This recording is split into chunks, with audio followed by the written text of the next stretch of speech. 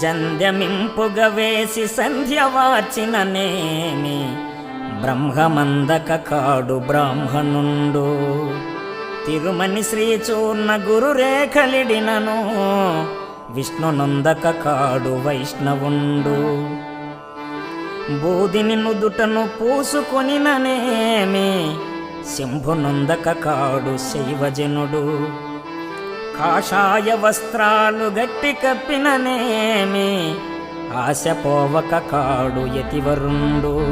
ఇట్టి లౌకిక వేషాలు కట్టుకొనినా గురుని చందక సన్ముక్తి దొరకబోదు.